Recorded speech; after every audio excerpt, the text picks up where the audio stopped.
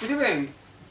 Thank you very much, Francisco, for the invitation, and thank you everybody for being here. When I heard the presentation by Ambassador Rodriguez Munera, I felt, oh my God, I'm going to spoil the party here. But then Reid came in, and I said, well, I'm not going to play the devil's advocate in the end. I would probably be somewhere in between, which is reassuring. But my idea about the Pacific Alliance is very much along the same lines as Reid's. And in fact, the title of my short presentation would be The Pacific Alliance Promising If. And there are a few conditions. And the subtitle would be very much echoing what Michael has just said. So what is the added value of the Pacific Alliance to its members, first, and to the rest of Latin America? I remember a question from the floor after the ambassador's presentation about how does the Pacific Alliance relate with other regional integration schemes, and I would like to share some ideas about that with you. Now, first point, yeah, you can leave it there, Francisco, okay. And then I will open. I'm not very original or creative, so it's called LSE, I think. Sorry about that. Yes. Okay. But you can leave it there. I don't want to spoil the surprise yet. Okay. Can you minimize it? Okay. Thank you. That's wonderful. So, my first point is that the Pacific Alliance is more of a reflection of reality than something driving further change. What I mean by that? It seems to me that the big achievements of Chile, of Colombia, of Peru recently, and Mexico predate the Pacific Alliance. So it seems to me that these countries are already doing very well, especially in comparative terms, historically and compared with the region. And I'm not quite sure that the alliance will in fact add much to that. So I agree, this is very promising, perhaps, integration scheme. It's certainly different from others. But if I look at all the figures that were presented by the ambassador, they are amazing without the Pacific Alliance. Those 4 countries didn't need the Pacific Alliance. They performed really well. And the ambassador mentioned a number of objectives that the Pacific Alliance has, and I would like to focus on 2 that are, for me, 2 of the 3 most interesting ones. The first is the creation of free circulation of several things. The second is the creation of a platform to relate to the Asia-Pacific.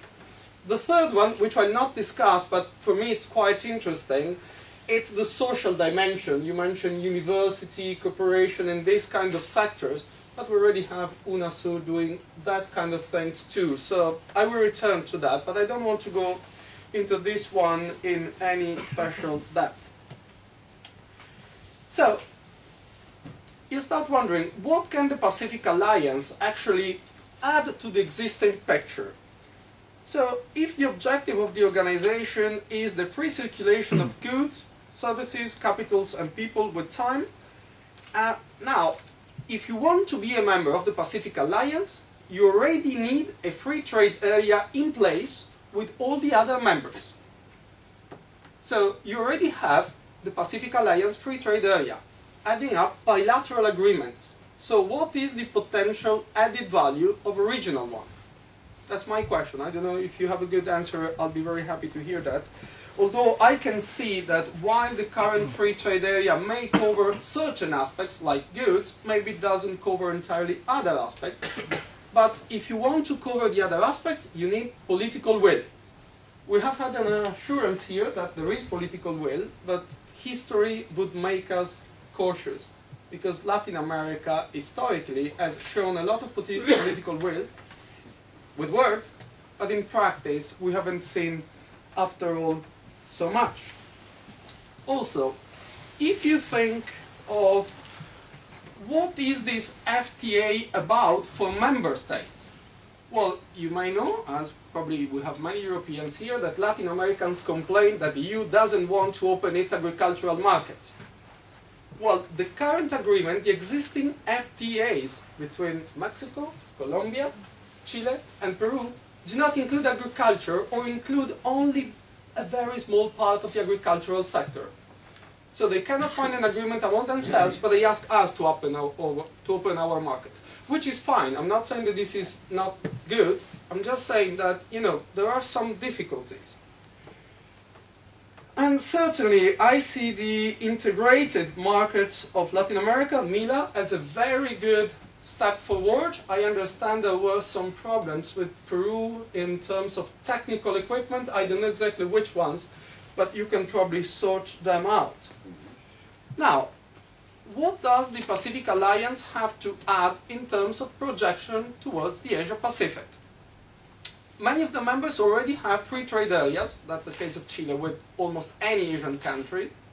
Some others already have other FTAs, but most of all, I'm not a lawyer, but my understanding is that for the time being, the Pacific Alliance has no juridical personality. And in that case, it cannot conclude international agreements on behalf of its members. So they want to go to the Asia-Pacific, but in the end it will be individual countries negotiating further agreements with Asian countries. Now, the interesting thing is that there is a Council of Foreign Ministers, that is the coordinating body of the Pacific Alliance. If that works well, yes, I see an added value, because there is coordination between the action of 4 different countries. But the alliance as such, juridically, is not in a position to conclude agreements. But I guess this can be addressed in the future. As the ambassador said, this is a process. This is not a fixed picture.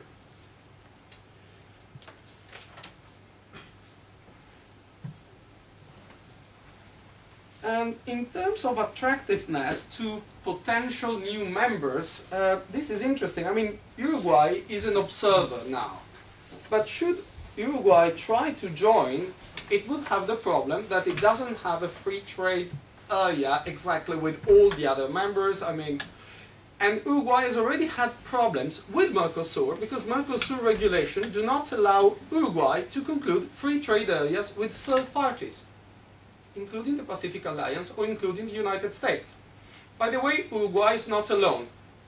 Brazil, José Serra, was wondering if Mercosur should in fact be diluted rather than deepened in order to allow Brazil to conclude by itself FTAs with other important global players.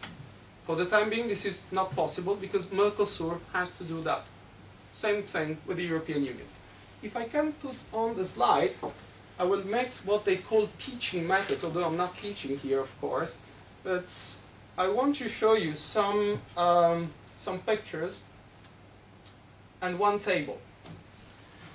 Now, in Latin America, you have many competing, probably, or coexisting projects of regional integration, be that economic, not many, political, there are some. But my point is, if you look at historically, the 3 key issues that Latin American regionalism and unity has had to face were the same in the 1800s and are the same today. What is the relation of Latin America with the United States? What is the role of Brazil in the continent? And what is the common economic and development model? So is it the ALBA, is it the Pacific Alliance, is it a mixed one like Mercosur has? And if you look at what we have, these are just a few, there are more, like the Andean community. But if you just look at this, Mercosur and the US, well, kind of neutral relations, but with tension. Role of Brazil, the ambassador will forgive me if I dare to define Brazil as a reluctant leader of Mercosur. Not that Brazil doesn't want to, but I understand from some of your colleagues that Brazil is now more focused on UNASUR than specifically on Mercosur only. And development model, yes, originally open market, but with increasing protectionism, not only in Argentina, but more so also in Brazil. ALBA, hostile discourse and practice towards the US. Brazil is not a member and has alternative projects and visions. And the development model is essentially barter. Oil for doctors, I heard even trousers, but I have no confirmation of that.